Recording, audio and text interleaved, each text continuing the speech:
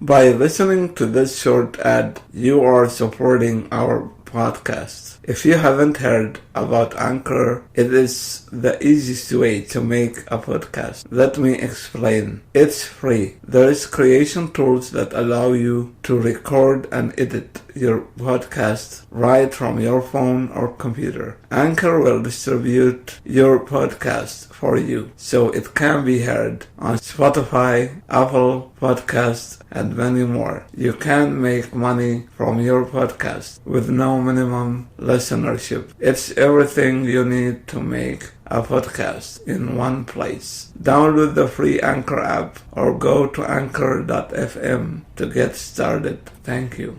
Professor Bruce McGraw, and we will talk about some philosophical issues, and I believe we will have we have a kind of focus on his book, which is The Magical Universe. We want to offer to the people some new theory, some new point of view, something new that Bruce believes that Americans need to do in order to pass through this challenging times. Welcome back, Bruce. How are you? Thank you. I'm doing fine. How are you doing? I'm good, thank you. So, as we talked before, you told me that you think that we as humanity and as Americans right now, we still see others as we versus them. So we don't, instead of like treating other people as just we are all us, we are all humans, we live in the same planet. And I think this virus is also a good example of how we are interconnected in all what we are going through. How can we teach people to stop thinking about other people as something different or something that they see as an opponent, and without losing their comfort zone? Because I really have a comfort zone. Yeah. They may lose their comfort zone. That's part of, when you grow, that's part of it. You have to be willing to lose your comfort zone. Okay. So you can't really grow unless you lose your comfort zone. Plato talked about the journey out of the cave, and there's certain points where down in the cave when you're tied up and you can just see the wall, and you think that's reality, and then somebody releases you and you turn around and you see that the figures on the wall, the shadows on the wall, were actually created by figures behind a fire. And then it's like you don't see clearly. It's hard for you to take that in. You don't understand it. And so I think part of growing is you have to be willing to go through this discomfort, this chaotic state of mind where you don't really know what's up, what's down, what's right, what's left. You have to be willing to go through that before you can get new ideas. So I think if your main aim is to hang on to your comfort zone, I think you can't grow then. So I think part of that is people have to be willing to step outside their comfort zone, And anytime you do anything new, you always have to sort of step outside your comfort zone and try something new. And so I think that's part of it. So I think you have to be willing to step outside your comfort zone. So I think that's the first thing you have to be willing to do.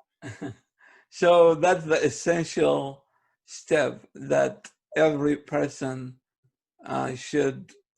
There is something that some philosophers like Walter Kaufman calls the decidophile.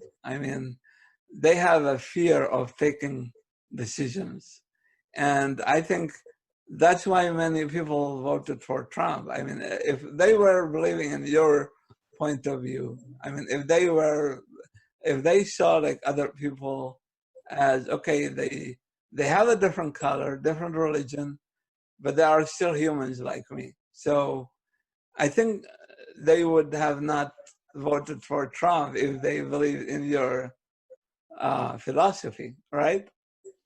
I would think not, no. I Okay. would think they'd all see Trump as, and if they didn't, they certainly would now. Definitely. Yeah. And I think a lot of that change comes from also from like personal experience. When you see something like the killing of George Floyd, yeah, and the horrific way it was done, and to see that video over and over again, I think it had a big effect on people. And sometimes when we see something like that, it can completely change us. Some kind of a powerful emotional experience when you watch that can be enough to change somebody's thinking. Every once in a while I've read about certain white racists who have killed a black person and they get caught and they're brought in there, and it doesn't happen for all of them, obviously, but some of them have a moment, where they go up, they break down in front of the young man's mother and apologize because they've had a realization. Somehow their closed upness, they're seeing black people as different and separate, and for some reason the pain of the mother or something broke through that armor and they change and they become a different person. And, those things can happen. But we don't always have that kind of an experience. And, but if we're willing, and I would say through meditation and, reading different ideas, especially things we don't agree with necessarily, but are intellectually challenging, that can also lead us to change. So I think there's, a lot of different ways people can have that change. So do you believe that humanity ever will be able to not need like a foreign supernatural being to take care of us from outside, but rather go inside, like that? There was a Sufi Muslim. His name was Ibn Arabi. Ibn Arabi in Arabic. So he believed, like Spinoza, that God and the universe are one thing. So God is within everything, like not just us, but right, even the wind. Yeah. So I think that you are very close to Ibn Arabi in this sense, that you see that we should believe that spirituality is here, right here. It's not out there, right? Is that right. what are you trying to tell us? Yeah, I mean, Jesus himself said, the kingdom of God is within. Yes. And so, he said it there. And he also said, the kingdom of God is spread out before us, but we don't have eyes to see. Yes. And so, when I talk about the magical universe and I give this new creation story, it's basically the old creation story. I use the scientific Big Bang theory, basically. But if you look at it with different eyes, you can see the magic in the whole creation story. It's there. You just have the eyes to see it. And so part of my purpose in writing, going through the creation story, and as I think you mentioned before, I have my shorter version, The Magical Universe, where I touch on I go into a little bit, but not as much as I do in the longer version, New Mythology. But, I go through these different miracles, and I call them miracles. And I think, if people read that with new eyes, they can see the miracles and they can feel the miracles. And, every time I study these things, how the universe is constructed and how it was made and how it was created and how it's grown sort of organically up to us, to humans, it just fills me up with a sense of awe and wonder. And it's just completely mind-blowing. And, you try to understand it with your brain. You do the best you can to understand it, but it's too much. And you just have to sit back and wonder at the miraculous nature that we're even sitting here and all the things that led us up to being right here. Yeah. And that's not even bringing in all the quantum physics, which is, not even the quantum physicists can explain. So it's just, it's a magical universe, and Yes. we just have to have the eyes to see it. So part of my book is to help people to begin to see that. Yes. So you are trying to bring the soul and the body together in one philosophy. Because I know throughout the history of philosophy, there was always realism versus idealism, this kind of struggle, right? Right. Yeah, okay. Let me ask you this question. You stated that on your website, it got my attention where you says it was as if the universe had planned it all along. How is that different from Hegel's soul or Spinoza's universe?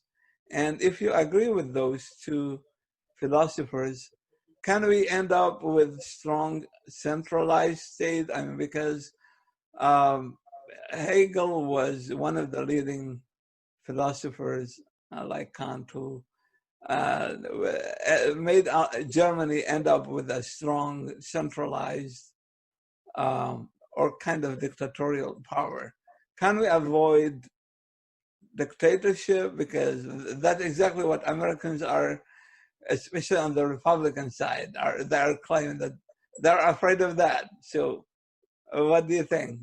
And they're going to create it in their fear of it, right? Okay, yeah, dictatorship exactly. out of their fear of a dictatorship. Yes. To prevent a dictatorship. Yes. Yeah. I would agree. There are definitely aspects of the magical universe, new mythology of Hegel. I think one of the biggest things is that evolution goes through these stages. So I do agree with that. Yeah. And I think there's definitely agreements with, you brought up Spinoza? Did you bring up Spinoza? Yeah. Or just, yeah.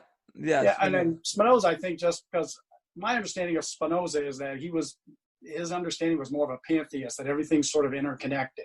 Yes. And so I think there's definitely that too. But I think the difference with Hegel is that for Hegel, this growth and evolution of the universe comes to an end. Yeah. His idea, he never used these terms, thesis, antithesis, and synthesis. He talked about triads instead. But I think, a lot of people apply that to him. So, basically you have a status quo. A thesis is sort of like the status quo, which goes along fine. And then there's an antithesis that gets developed, like problems start to occur in the status quo. And, there's a rebellion against it. And the two sides are at polar opposites. But then, the notion is wiser minds prevail. And, because even though the status quo has a lot of problems, there's still some good things you want to preserve from the status quo. And while the antithesis could be going to extremes, too far to extremes, there's still some good things in the antithesis that we need to incorporate into the status quo. So eventually wiser minds or something come together and they synthesize the best of both sides, and we get a new synthesis, which takes us up to the next stage of evolution. And then that new synthesis becomes the new thesis, and then an antithesis develops and a new synthesis. And every time it gets higher and higher. But for Hegel, there's a final synthesis where, Geist, which is the spirit or God, I mean, it's the whole reason this thing is created, this whole universe is created. So Geist God, it's a little different vision of God, but that Geist can understand who he is. So he's going through these stages of history to get a better understanding of who he is. So at each new stage, he's reached a new level of understanding of who he is. And then in the final synthesis, he has complete, absolute knowledge, self-realization.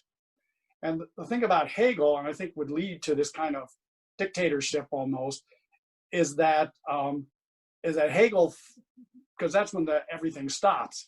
And so Hegel thinks it all stopped, and that Geist uses human beings as pawns for its self-realization.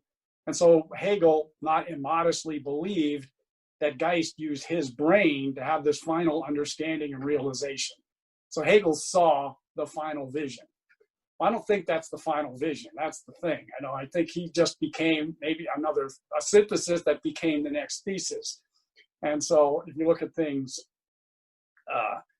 evolutionary wise, to me, the antithesis to Hegel's system, this rational system where human beings are just pawns, ends up becoming the existentialist, and especially Kierkegaard. And Kierkegaard, who critiqued Hegel's system and said, what about me? Where do I fit into this system? Am I just a pawn? Well, I don't feel like a pawn. I feel like a human being, who has my own wants and desires and needs. Where does me as an individual fit into this? I'm not just some kind of pawn of some higher force. And so that was sort of the antithesis. Hegel's got this system that sort of, in some sense, denies the individual ultimately as just a pawn of Geist to understand himself. Yes. And then Kierkegaard's out there going, no, individuals matter. They're not just pawns. And so that leads to, I think the Romantics sort of sought that, but especially the existentialist philosophers rebelled against that, which created the thing. And to me, when you take the best of that rebellion and the system, you have a new synthesis, which to me is where what I would call the integral philosophy or the magical universe, new mythology comes in, as it integrates that. And so I don't know if this thing has an end. We don't know. We don't know where it's going. We just know that right now human beings are as far as we know, the highest, most intelligent creatures that have evolved yet. Yes. And it's still going on, though. And we need to evolve because clearly all these problems are being caused by the fact that human beings' levels of consciousness are not at a stage where we can solve these problems yet. And we need to get to a higher state to really solve these problems. But is that higher state even the final? I don't know. Maybe there's higher states. We think of people like Jesus or Buddha or Socrates or some of these people maybe embodying these higher states, but I don't know if that's the final state. It's too much. Yes. And, we think about 65 million years ago, the dinosaurs became extinct. And so they were the dominant species on the planet then, although there were mammals running around, but were sort of suppressed by the dinosaurs. But if you think about it, the dinosaurs had no conception of where evolution was going to go 65 million years later. Yes. What dinosaur could imagine human beings?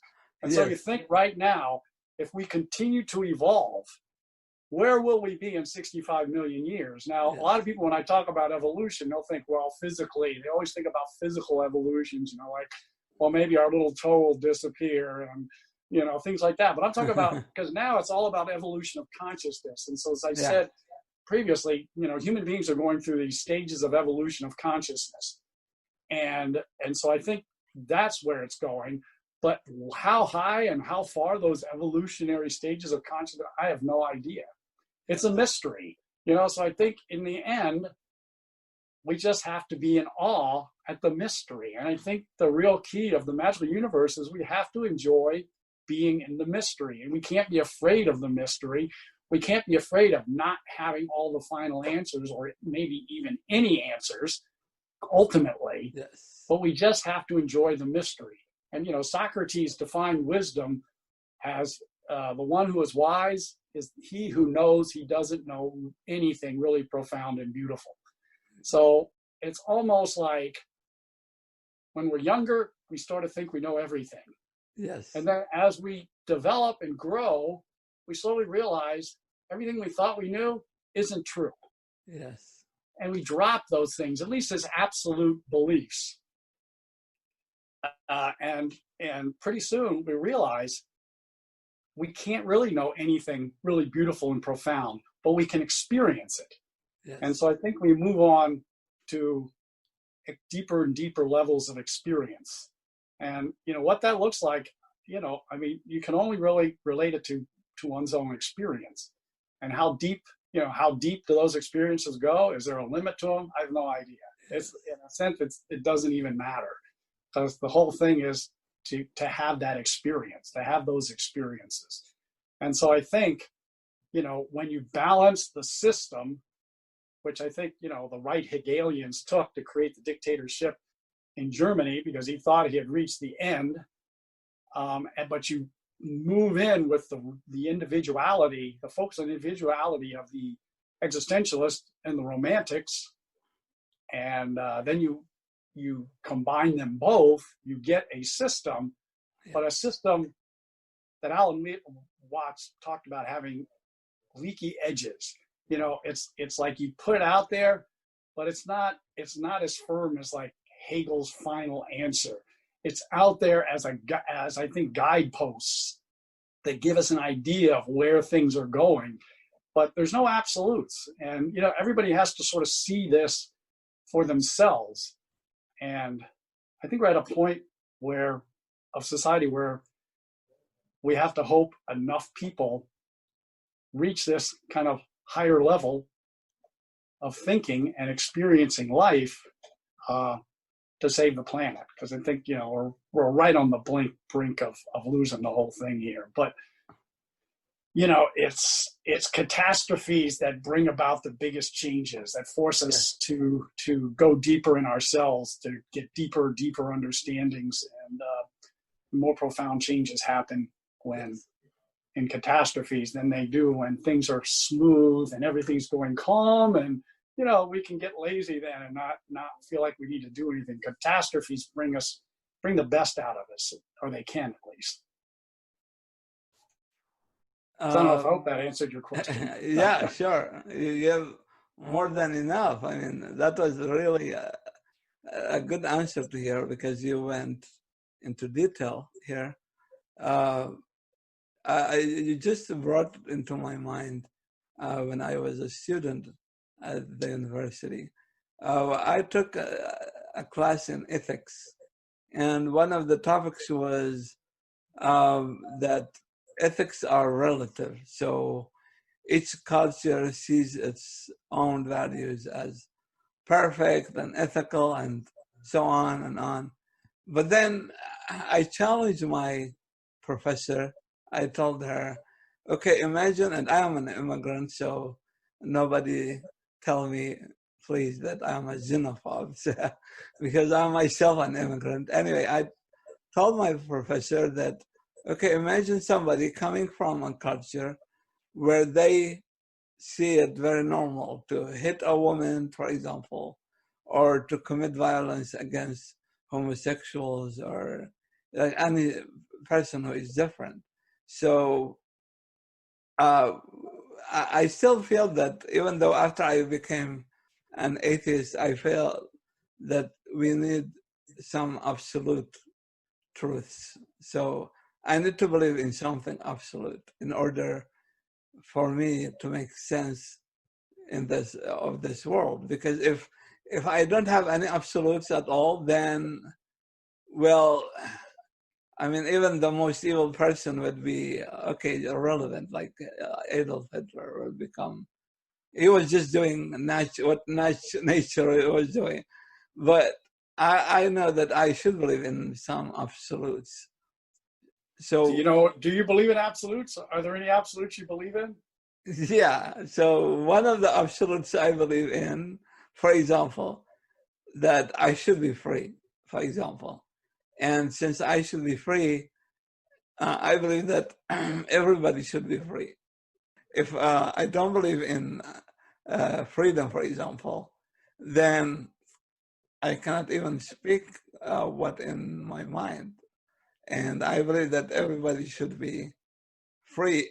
So what do you think about the struggle between freedom and equality? Because, as you know, there are on the contradiction sides, you know, like Republicans argue for liberty, but I know they sometimes they mean to undermine equality.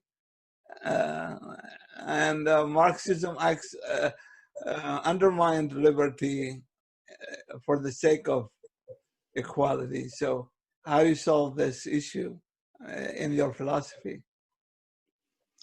Well, some people talk about political equality, which I guess in some sense we're supposed to have in the West. You could argue that we do or we don't because of the influence of money, but at least up to now, we thought at least everybody had a chance to vote. But now with all the voter suppression, even that's becoming an issue. It's become a big issue in this level. But the idea, ideally, political equality means we all get to speak our minds freely, which I think is sort of what you're referring to.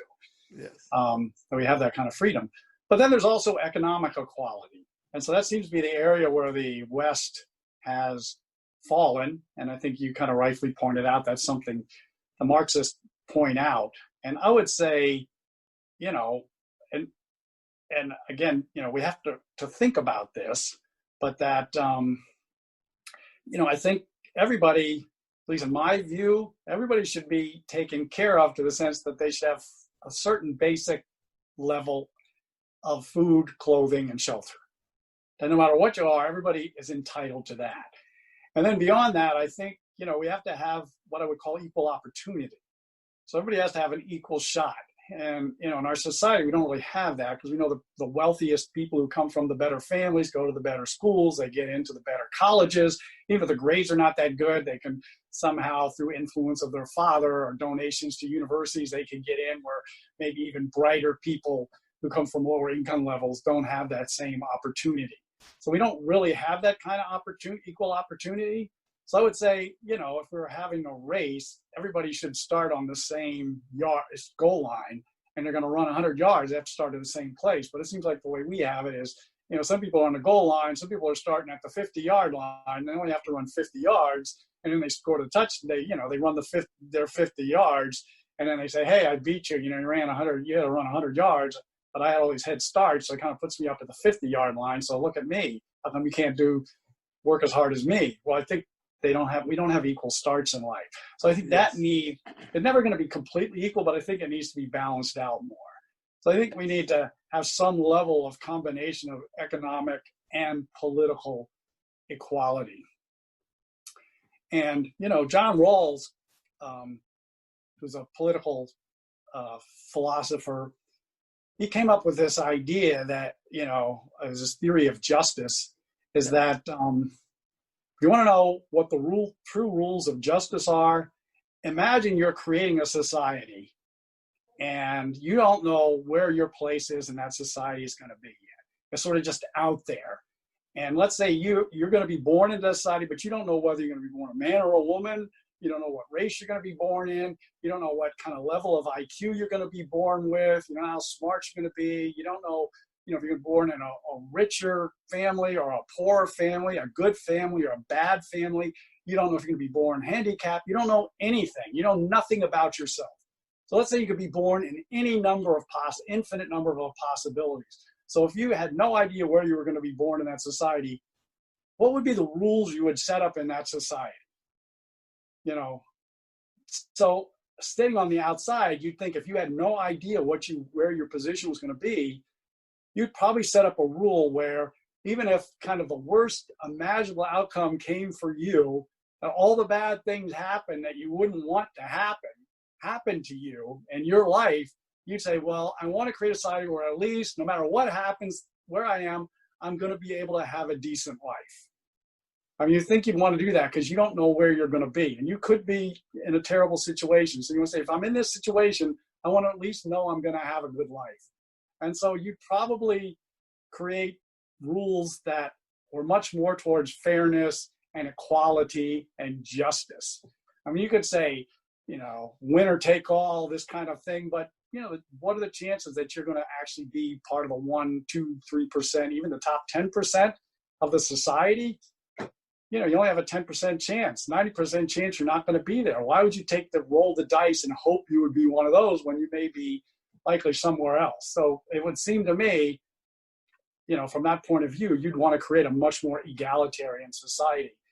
And that would force people to look at things in a much more global perspective rather than an individual perspective, because most of us are in a place, in a society, and so then we want to support things that are going to benefit us in our place in society. So people don't have much, you know, want to pass laws where they can get more help, and people have a lot, you know, often don't want to help people who don't have so much. So they want to pass laws that, you know, don't give people that kind of money and opportunity because they don't need it themselves. But if they didn't know they were going to be there, they might have a totally different point of view. So, you know, I think that's an interesting thought experiment to do, to try to come up with, you know, what should be the rules of society towards fairness and equality and economic opportunity, and how should we set it up as one kind of form we could use to begin to come up with kind of sort of, I don't know if, I don't particularly like the word absolute, but as rules or guidelines in society about how society should be run. Well, yeah, I agree with you that even absolute truths should be, I mean, put under investigation, like we philosophically put them in under question. Okay, but before I, But we can never know absolute truth, because it's kind of like knowing God. So it's sort of, it's kind of, again, when Plato talks about his journey out of the cave, let's say to understand the concept of justice, I don't think anybody ever gets the perfect understanding of justice. That's why Socrates is knowing nothing, admitting that you know nothing is the sign of wisdom. Because we never get there. We can get closer and closer and closer to deeper and deeper understandings of what justice is, but we never have the absolute knowledge of justice. It's always a little bit more. So part of, when Socrates carried on these dialogues, I think it was not only to help educate other people, but he was also looking to educate himself and get deeper and deeper understandings. And, I think any kind of true teacher is teaching not only to help educate students, but he's looking for students to give him more insights. Yeah, but help deepen his understanding also. Let me ask you, do you have doubts that you exist, for example? Because I know for sure that I exist. I mean, I feel my arms, my head, my feelings. When I am angry, I am the person who feels angry. I guess. Yeah, I guess you could say, you exist, but I guess you could ask, what is it that's existing? Yes. What is it existing? Is it your body's existing? When you say I exist, what do you exactly mean? I mean, what is existing in you? I mean, I feel pain. I mean, that's an example. Yeah, So you exist if you feel pain, but if you don't feel pain, I don't exist. I mean, yeah, that's challenge too, of course. I mean, and you know what? And of course, quantum physics has come along and sort of, I think, pretty much dispelled materialism, because quantum physics tells us, all this stuff that we seems so material is made up of these atoms that we once thought were these hard little solid, like billiard balls or BBs or something. Yes. And then we find out now through quantum physics that atoms are, like 99.999999% empty space. So there's really no materiality anywhere. So this thing we call a body, I mean, in a sense, it's kind of an illusion that we see it as a body, because it's not really what it is. It's not solid. It just appears solid to our eyes, because that's how we're wired right now. I think we couldn't really handle the fact that reality would start to lose its solidity and maybe get a little wavy and shaky and things like that, and people who have taken different psychedelic drugs like LSD or something, sometimes reality can get kind of hazy and shaky and less material. And, we don't have the framework in our brain to process that kind of information. So our brain, I think, limits sensory input into our senses to what we can handle, what we can intellectually categorize. And so, it's like I spent some time in India, and in Calcutta, and in the middle of the noisy streets and the chaos and everything of Calcutta, people would be bringing their horse-drawn carts, or through the streets, or maybe even pulled by a donkey or something. But they put blinders on the donkeys or the horses, because if they saw all the chaos, they would freak out. It would be too much. So they put the blinders on and they lead them through to negate their sensory input. And so evidently just hearing it but not seeing it, being led, they're okay. They've reduced enough sensory input that they can walk calmly through all this noise and traffic. But if you take those blinders off, it's too much sensory input and they freak out. And I feel like, we have we have these filters on us in the same way. And so we filter out what comes in that we can categorize. And, sometimes we take certain psychedelic drugs, it can lift up some of those filters, and a little more reality than we're accustomed to can come in. And if we're not ready for it, it can be a kind of an unsettling experience, just to say that. Yes. So what is this? That's why I say, what is it? Who is it that is feeling pain, or what is it that's feeling pain and has those senses? Who is feeling that? That, I think, would be the question to get down to, when you get down to do you exist, and what are we existing in? I mean, if our body is, it means the whole world in some senses is non-material too, even though we see it as material. So what is it? What is that we're really living in anyway? The Hindus called it Maya, illusion. And it doesn't necessarily mean nothing's there, but we just don't see it in its true nature. Yes. And that's sort of what evolution of consciousness is, to kind of lift those veils and those filters so we can see more and more deeply into it. So you wonder, for example, when the Buddha became enlightened, I wonder, how did he see all of this stuff? Through what eyes did he see that? So cool. That's That's still another way to think about it. So what is, we have to say, what is this I anyway? Cool. I enjoyed this conversation, and I hope to see you next time. You opened for us some other topics that we can discuss in future, especially like, can we create superhumans? Like, is it wrong to create superhumans? Or well, I don't know, create, that sort of gives that idea, like, yes, somebody is outside is going to create them, like you're going to make them, like you make something in a shop. You can't make the superhuman. It's something that each individual has to attain, on their own. Nietzsche talked about the evolution that we needed to evolve into the next stage, and he called that the new human, the Übermensch. Yes. Which is the next stage in human evolution. And Übermensch in German just means overcoming.